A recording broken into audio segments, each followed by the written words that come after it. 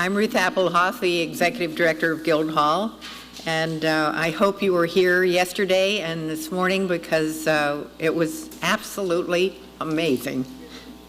I'm so glad that many of you have chosen to come to Guildhall, and we apologize that it was such a beautiful day today. We get complaints every year. It's my pleasure to present the closing panel of the Roosevelt Hamptons Institute's programming, but before I do, a very important few thank yous. To our lead sponsors, Chubb Group and the Cornerstone agent, Dayton, Ritz, and Osborne, the Tarr family, and to our fellows for their ongoing and generous support. We really appreciate your support. Thank you. Also to C-SPAN and WVVH for their excellent coverage of these programs, and certainly to you, the actively engaged audiences that we have had the privilege to serve this weekend. And now I will turn it over to Joe Nocera, op-ed columnist for the New York Times, and his esteemed panel to discuss America's economic future. Thank you. We're glad to be here to talk about economics, finance, regulation, Wall Street, and various other things financial over the next hour to hour and 15 minutes. So hope you stay with us and enjoy it. And let me start by introducing the panel. To my near left is Ken Miller, the president and CEO of Ken Miller Capital, who is one of the more prolific writers and best thinkers on Wall Street. He has also been served successively as vice chairman of Merrill Lynch Capital Markets and Credit Suisse First Boston. And he's served on a number of boards, including Viacom, Intelsat, KinderCare Learning, and Lowe's Corporation. It's a long list. He's an active member of the Council on Foreign Relations, a board member on the Committee on U.S.-China Relations, and we're going to ask him about China today, which is one of his areas of expertise. In the middle here is Cyrus Amir-Mokri, who is the U.S. Department of the Treasury's Assistant Secretary for Financial Institutions, a post once held, by the way, by Sheila Beer in a previous administration. Cyrus has most recently served as the senior counsel to the chairman of the Commodities Futures Trading Commission, where he was also the agent's deputy representative to the Financial Stability Oversight Council. He has also been a partner at the law firm of Skadden Arps, focusing on complex securities and antitrust litigation. To my far left is one of the legends of Wall Street, Joe Perella, the chairman and CEO of Perella Weinberg Partners. He has also been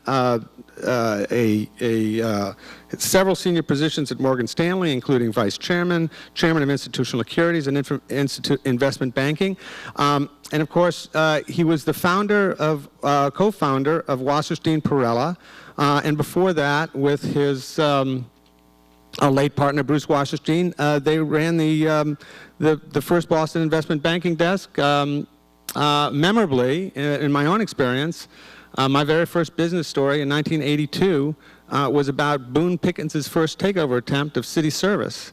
And Bruce and Joe were on the other side of that deal, working for City Service. And it was a memorable way to be introduced to the world of business, I must say.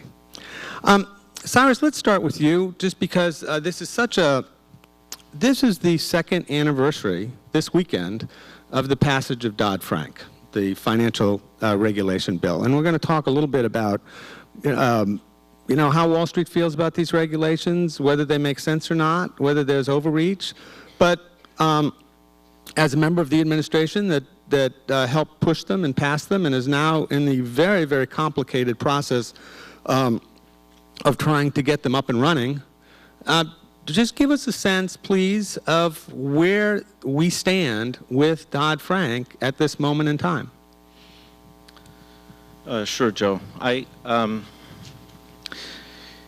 The bottom line, in my view, is that first of all, Dodd-Frank includes some essential reforms for the financial system that were put in place. You all remember where we were in the fall of 2008 with the financial system at the brink. We needed to strengthen the financial institutions. We needed to reform our regulatory structure. We needed to put in place reforms to improve some of the shadow banking system and how it works, bring the derivatives market into the light of day. Overall, the basic contours of what the financial system should look like have been put in place through the legislation. The regulators have been working extremely hard over the past couple of years to further define those contours. They have, there's been a lot of articles, especially in the past week, for instance, and this has been a criticism that a number of people have mentioned over the past couple of years as to why isn't this going more quickly. I think there was a judgment made very early on that the result of the rule writing should be to calibrate properly the details of the reform effort, to get things right, emphasize quality over speed, and that's what's been going on. And when you look at where we are 2 years from the crisis, I think basically in the area of clarity with respect to where the rules are headed, there's been significant progress. 90+% of the rules have been proposed. Many have been finalized. Many important ones have been finalized. Many other important ones are soon to be finalized. And also, I think our financial institutions are much better off than where they were a couple of years ago. Well, So- just to take one example, Yeah. if a too big to fail institution was on the brink of failure, would Dodd-Frank, would the federal government be able to close it down? I think what you have, Joe, in the legislation and in the rules that the FDIC and the Fed have put together are the basic outlines of what would happen in the instance of a major financial institution whose failure would have financial stability implications.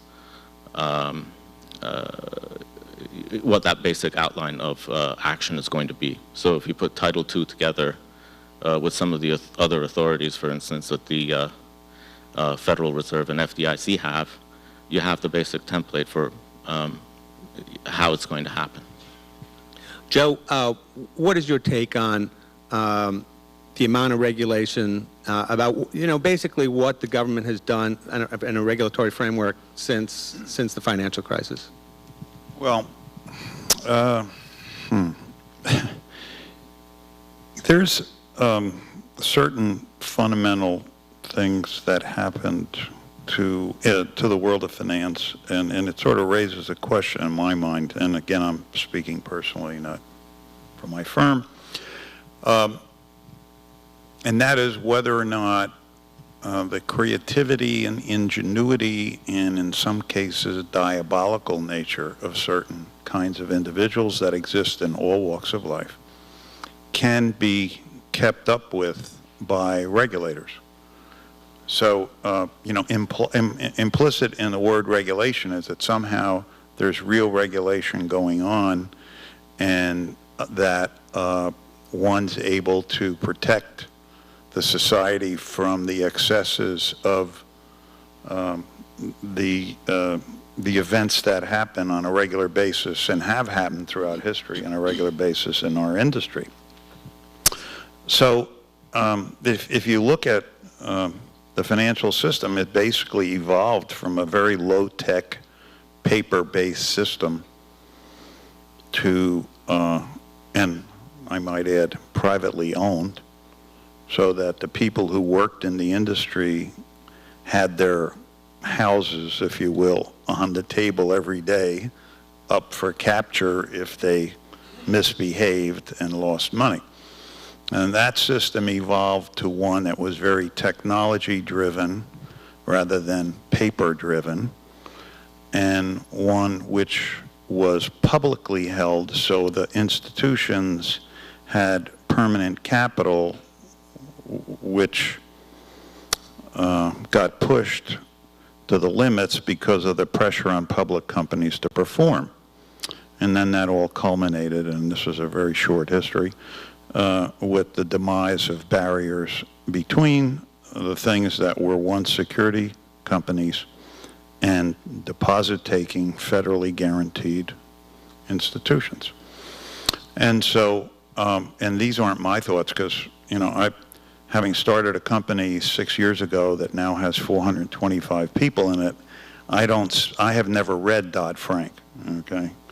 So, you know, it's how many pages? 850. Okay. The original Glass-Steagall Act was around 35 pages.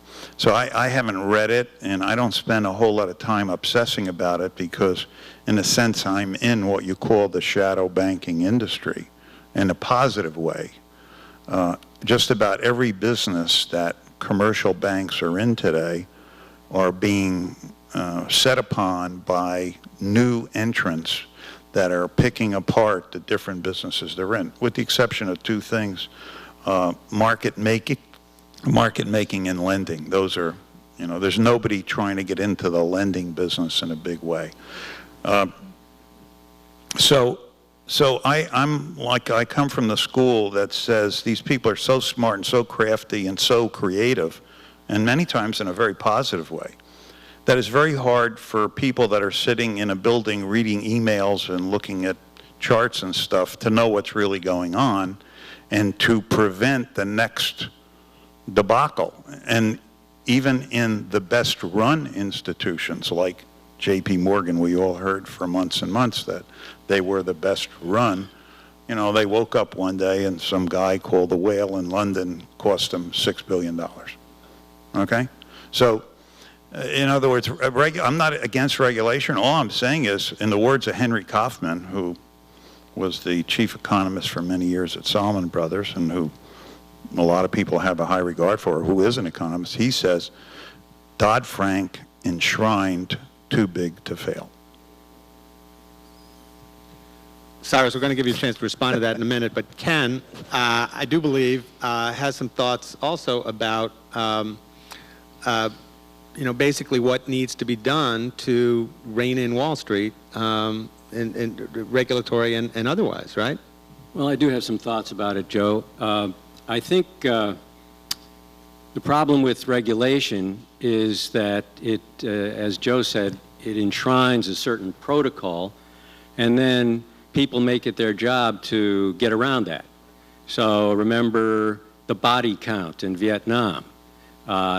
People shoot for a target. Then there are unintended consequences, like the whistleblower part of Dodd-Frank, which tends to chill internal discussions.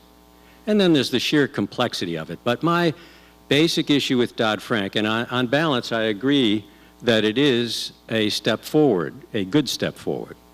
But my basic problem is, again picking up on Joe, it's not going to solve the cycle problem.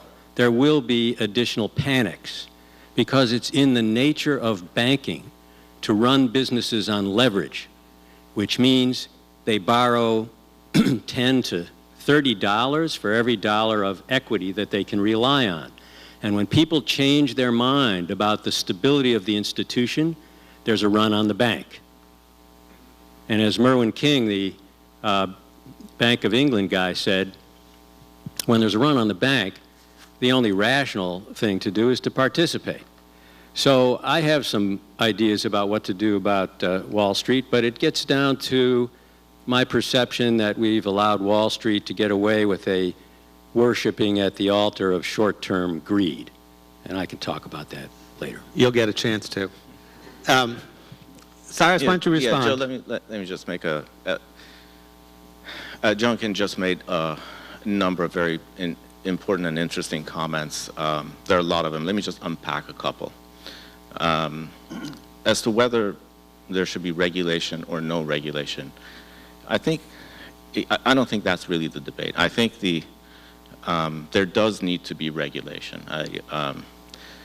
I seem to recall that David Hume once made this point, but I can't vouch for it. But he said that rules of the road are important for people to understand basically what's allowable and what's not. And in fact, that is in fact liberty enhancing. That is, once you know the rules of the road, you can act more freely, and you aren't dealing with chaos. So that's just, at least in my mind, it's not a question of regulation versus not regulation.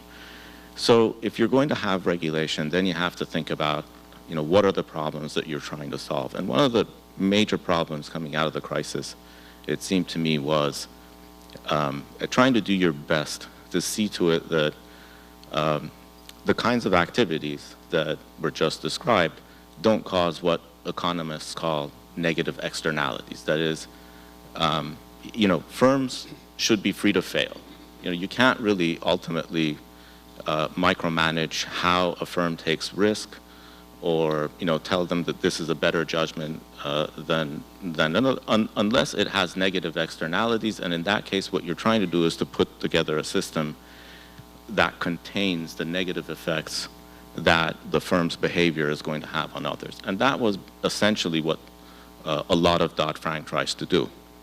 And so to take the example of too big to fail, and going back to the question that you posed, Joe, which is, does the legislation provide a framework where you can deal with a situation like that?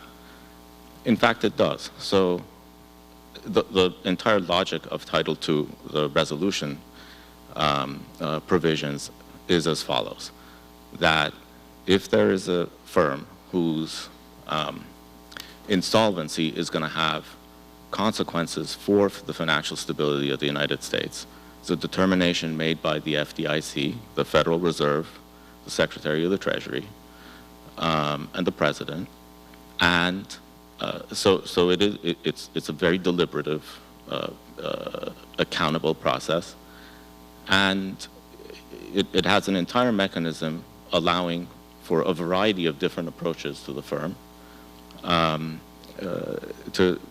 using both liquidity measures and other measures to try to contain the problem firm, so it doesn't have the collateral effects that we saw, in the example of Lehman Brothers and even going back to LTCM. So that's the way the legislation tries to deal with this issue. And so I would respectfully disagree with Joe and his assertion that Dodd-Frank doesn't address the too big to fail problem. Well, let me phrase it this way, and I want to start with Ken this time. One of the things about Glass-Steagall is that it changed the world. It said we're going to split these companies up, and if you're this kind of company, you're an investment bank and you can fail. If you're this kind of company, you're a commercial bank and you will be protected, but you can't do anything dangerous. It changed the incentive structure and it actually worked pretty well for 50 years or so.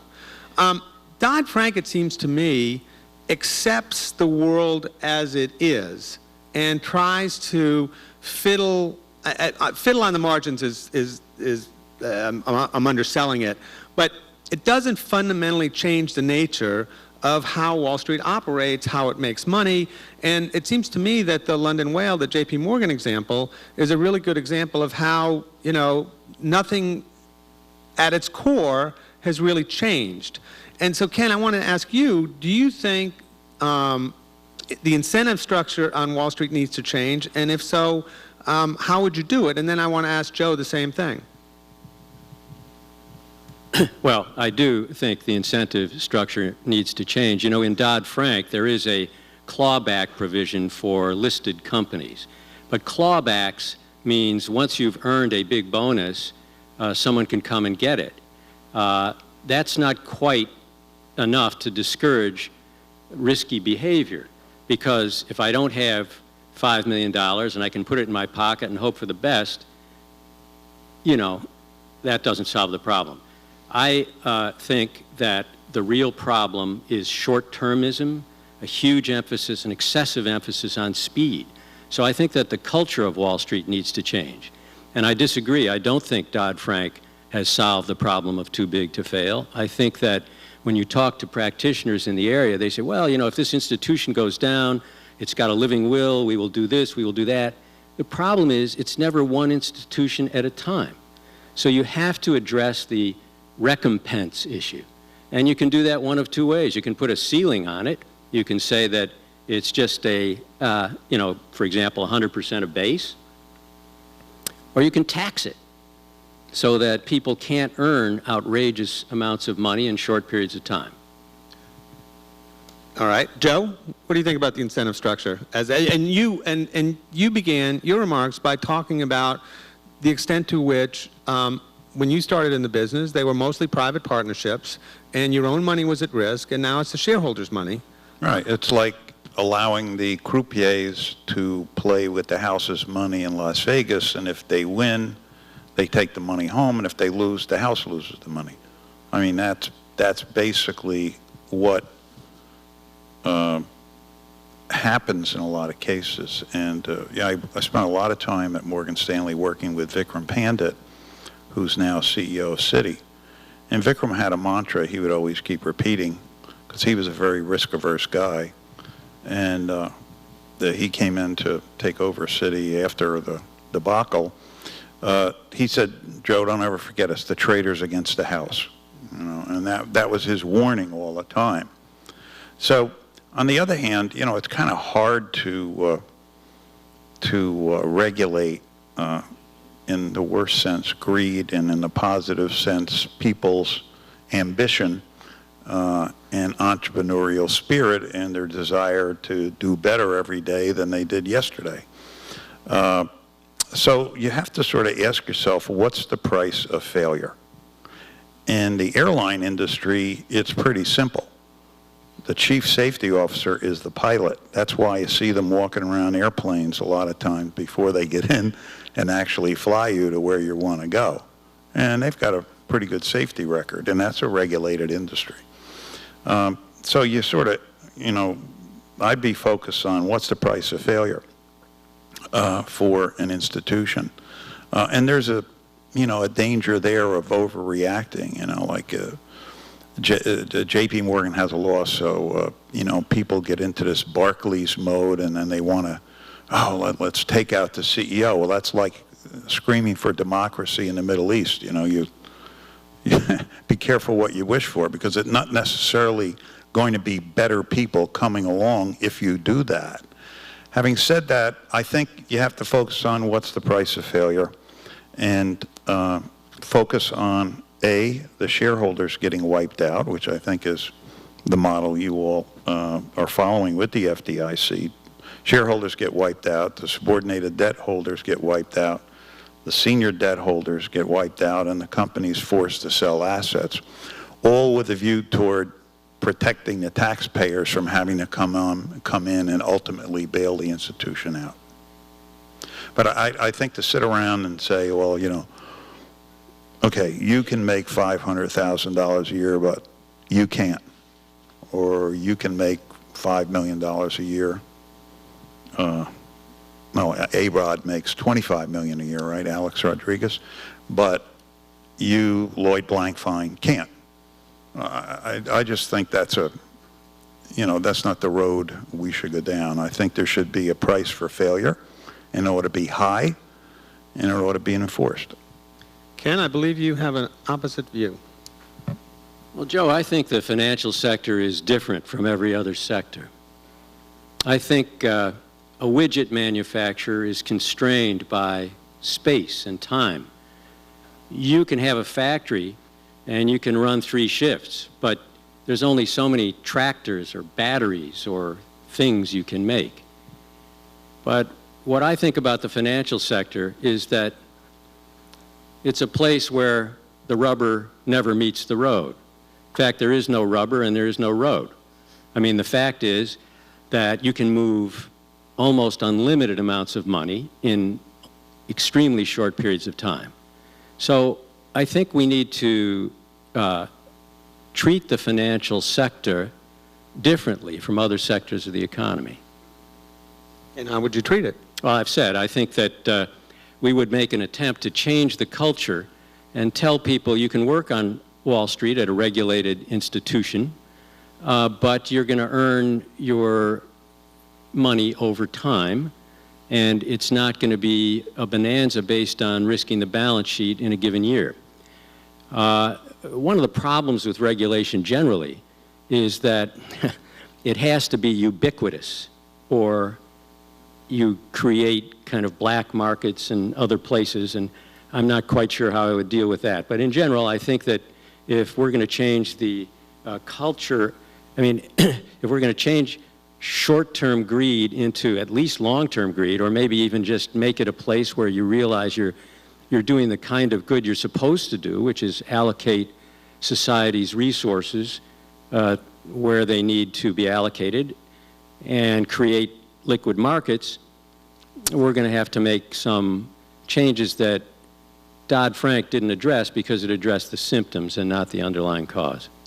Cyrus, before I move on, I am curious what you think about this whole idea about the importance of changing incentives and whether the regulatory framework does that or not. And just, I mean, I think it's a really important issue.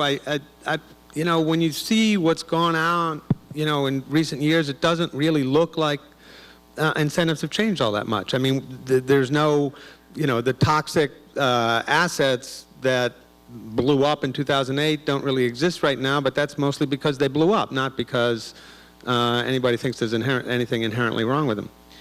Yeah, I don't, that's a very important point, Joe. Just let me make a couple of observations. I think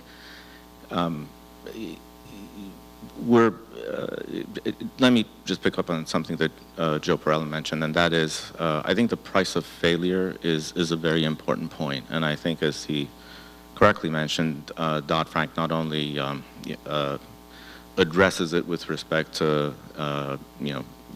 potentially, depending on the precise resolution mechanism, with respect to shareholders, subordinated debt holders, and so on, but also for management, too. That there are going to be consequences for management. There are clawback provisions, for instance, in Title II, and there are also, management who has, overseen the failure of the firm is going to have a very, very difficult time, I bet, getting another position in the financial services industry. But going back to your point about incentives, before the fact incentives. So this is, Joe's point is mostly, what do you do after failure? What are the consequences of failure? And the question there is that a sufficient deterrent? The points that Ken raises are, before a failure, how do you lessen the probability of, let's say, reckless risk-taking? And I think there are many different ways of addressing it. And I think the new legislation and the new rules and the new attitude that regulators have, and even possibly management in the financial services industry today, although that I'm not quite sure about. But, there are capital rules, there are rules around risk management, there's supervision around risk management. I mean, Joe, you mentioned that Vikram Pandit is risk averse. Maybe risk averseness of a kind is going to be, at least given the capital rules, the liquidity rules, the counterparty exposure rules that you have around some of the major financial companies, maybe those are going to be the kinds of breaks that people are, or at least I think they are, that are going to diminish the kind of risk-taking that took us where we were a couple of years ago. So there are a number of different speed bumps or whatever you want to call them, and shock absorbers that you could put into place to try to achieve exactly what Ken was describing before the fact. Now, whether that ultimately substitutes for someone's judgment, that is a more difficult question. I don't know that that's the case. And can you, what is it about, for instance, compensation that you can do? Well, the legislation addresses some of that as well in the form of, let's say, clawbacks for instances, for instance, when a public company has had to restate their financials. There are also provisions where the bank regulators have authority around excessive pay for managers of financial institutions. So there are certain measures that have been, the say on pay provision, giving shareholders more of a voice.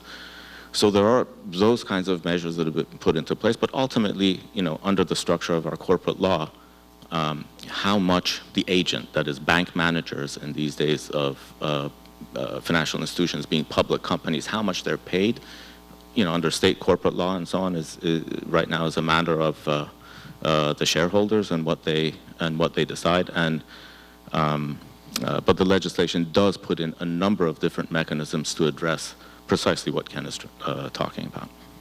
Joe, did you have something Just you wanted to... a couple of comments where other pressures can come from.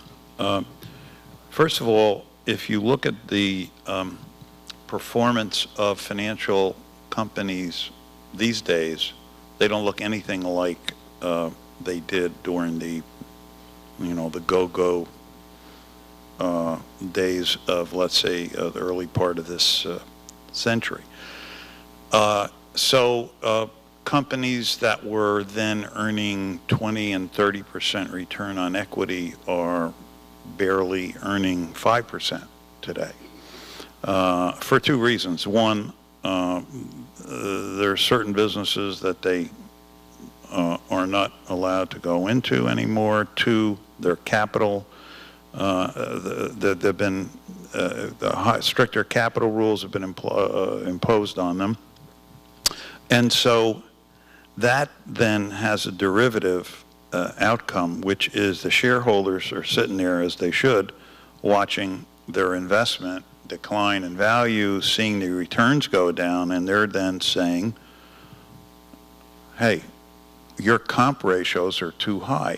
So there's going to be a market force that puts downward pressure on compensation at these large institutions because the returns that they were earning 10 years ago aren't there. Secondly, there's a new force at work in the market, and it's called shareholder activism.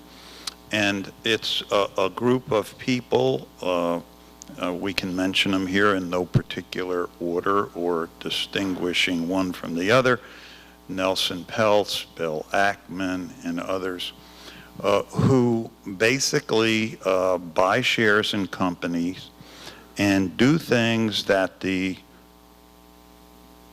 traditional institutional investors, who might be thinking the same thing, like Fidelity or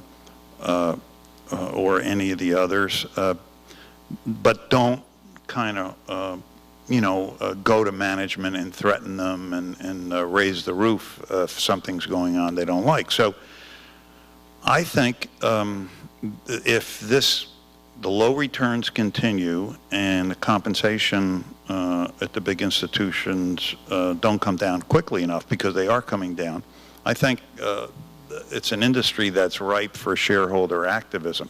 Right now, I think they are being held off because of the what's called on Wall Street the black hole. In other words, when people wake up and they find out that an institution can lose $6 billion on a trading position, that makes a typical activist investor think once or twice before they want to take the plunge and wonder what they're getting into.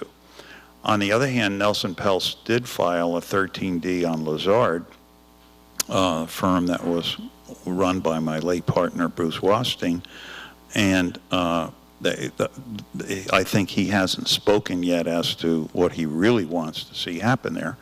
But I wouldn't be surprised if he focused on the compensation ratios, even though Lazard isn't a firm that kind of falls into this too big to fail category, because they're not in a lot of those businesses. So to summarize what I just said, I think market forces are coming to bear on these big institutions because their returns are down. That's going to drive the comp ratios down.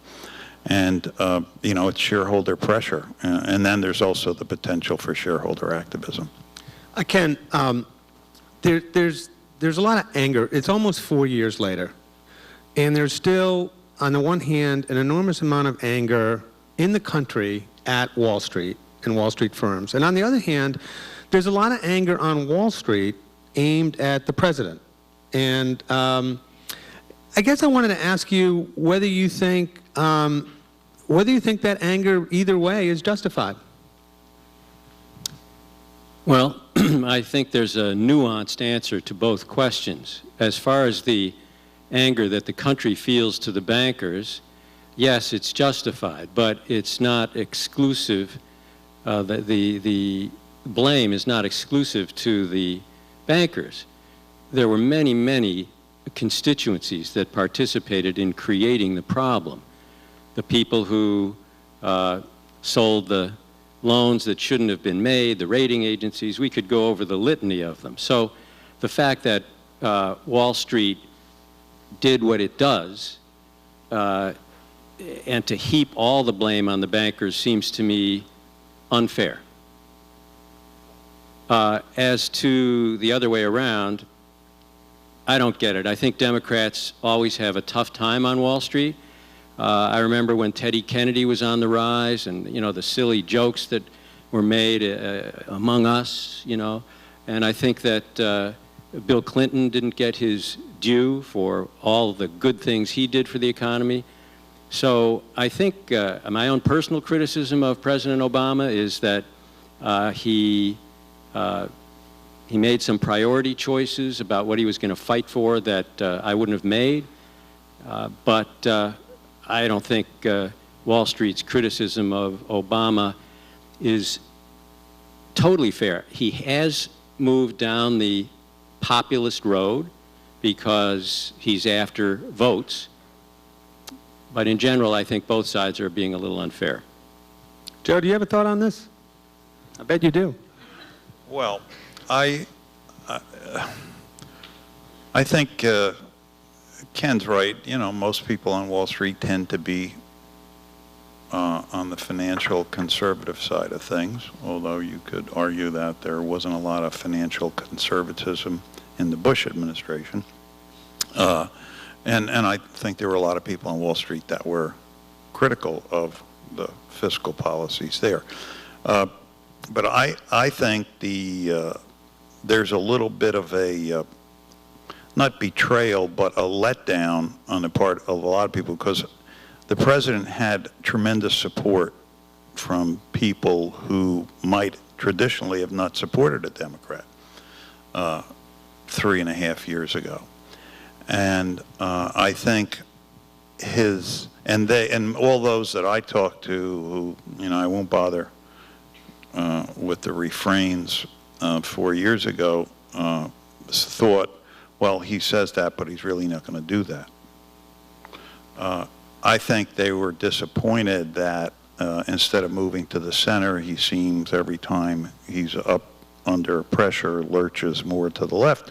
And so I think that troubles a lot of people that I know on Wall Street, and that is that his tendencies seem to always veer toward the left rather than toward the center.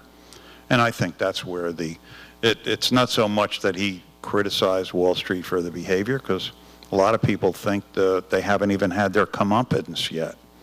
I think it's the fact that on so many issues, he's seems to be, very far removed from the center, and I think that just troubles a lot of people that had supported him 4 years ago. And I think I don't know if he'll regain their support, but those that I know that I'm close to, are pretty convinced they're not going to support him this time around.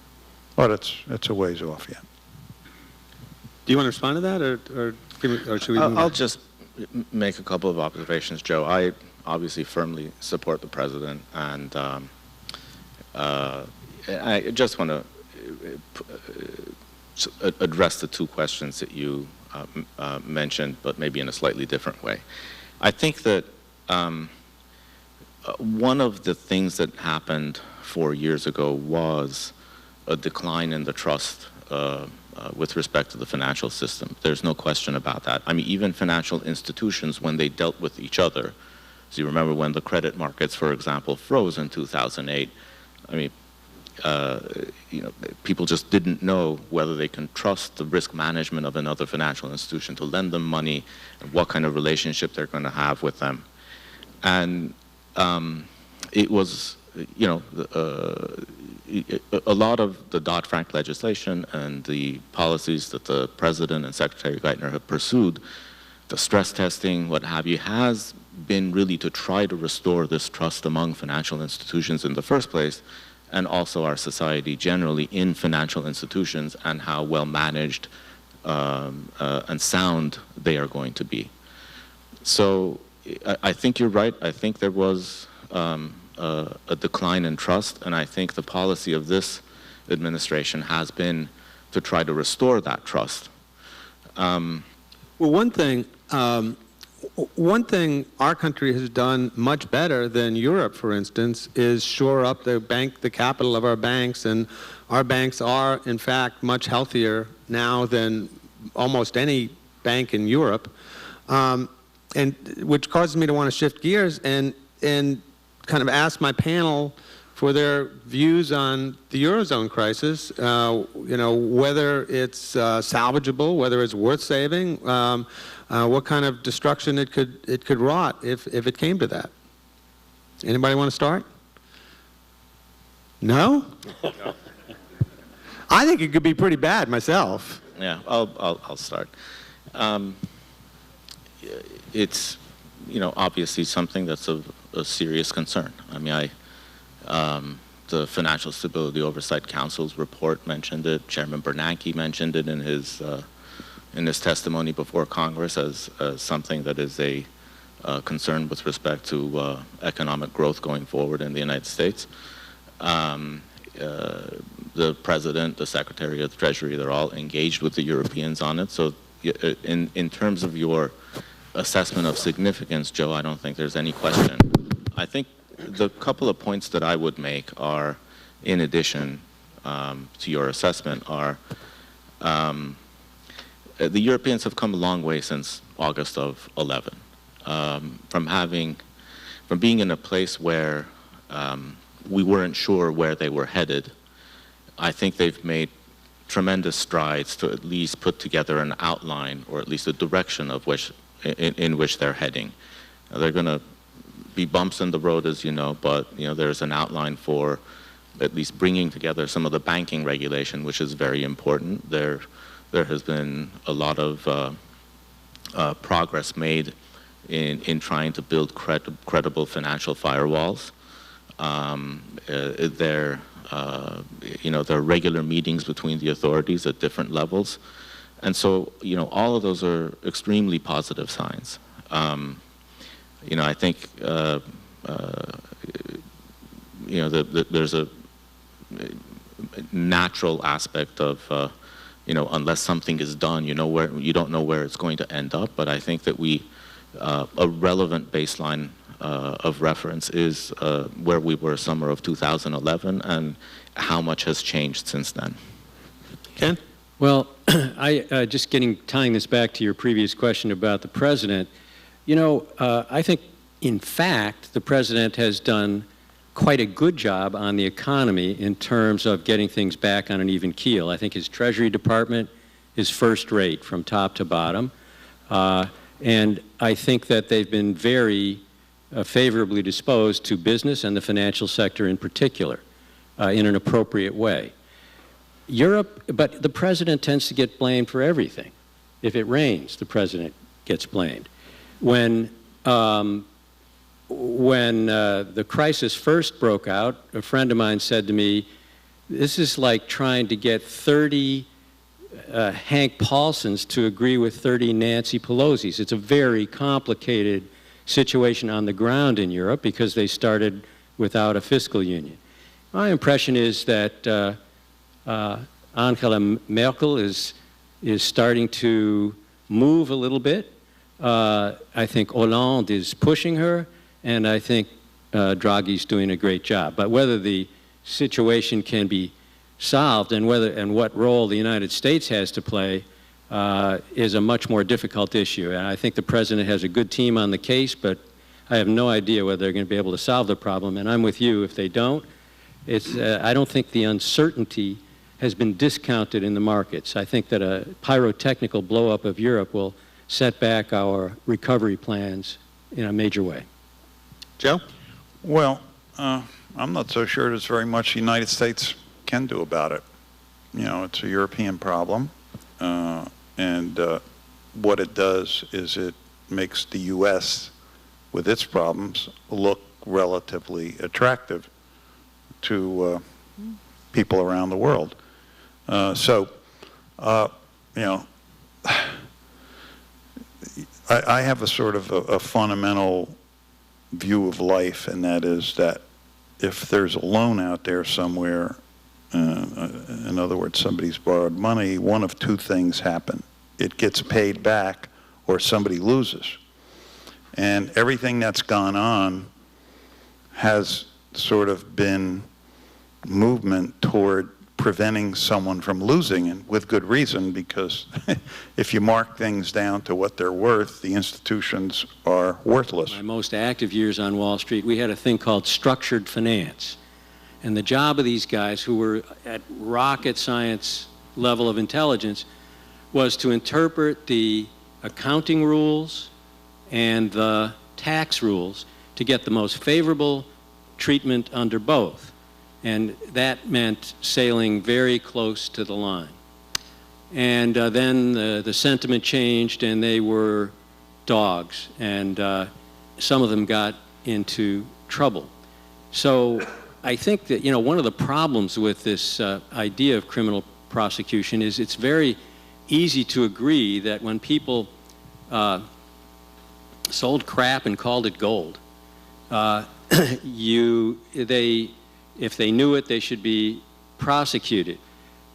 But there were so many little things done by rating agencies and lawyers and accountants and international thises and that's. It's to grab one of these people. I mean, you have to grab somebody who was egregiously in the wrong, I would think. And it hasn't been done.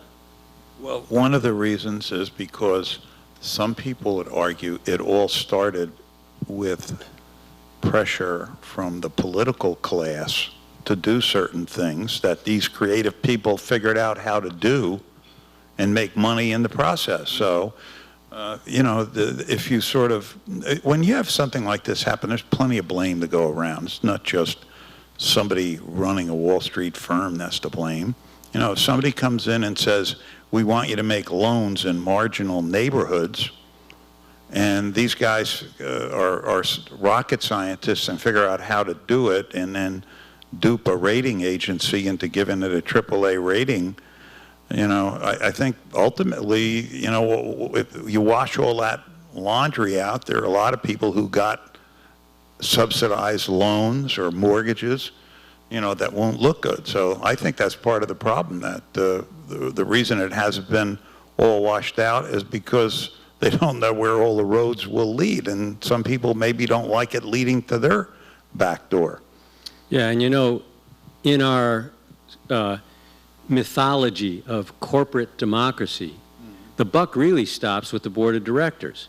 So when I look at the Lehman crisis, I say, where was the Lehman board of directors? Shouldn't they have replaced the CEO before the problem evolved? But you've got countervailing issues. You can't, if you throw the whole board in jail or you prosecute them, who's going to want to serve on a board of directors? So, well, it's more fundamental than that, Ken. When we started this session, I mentioned that there's a long history to how we got to where we are, and that wasn't the purpose of this session. But Jim Marcus is sitting right here in the front row, who was a partner of the old Goldman Sachs, and he can attest to the way that firm used to run and all the other Wall Street firms used to run, okay? It was a different world. All the firms were private. They had a different risk profile, and there wasn't the pressure for quarterly performance that public firms are subject to. And once you transform an industry from private ownership, where people's own money is on the line every day, to public ownership with permanent capital, and all the pressures for performance, it is very hard for a regulator to monitor every little thing that's going on in these companies. And that's why, you know, you sort of have to ask yourself a more fundamental question, and that is, you know, a question about the structure of the industry, what businesses they should be in and shouldn't be in, which former Chairman of the Federal Reserve, Paul Volcker, tried to address, and sort of look at it from that vantage point. I think it's going to be hard to go back to the Glass-Steagall era when life was simpler. And the old Goldman Sachs and the old Morgan Stanley and the old Lehman Brothers. There were crises all the time on Wall Street. You know, when I left business school, there were firms like Dillon Reed, Kuhn Loeb, Hornblower. I mean, there, you know, were dozens and dozens of firms. And, you know, they, from time to time, went under. But it wasn't an earth-shaking event, other than for the people who worked there who lost their jobs.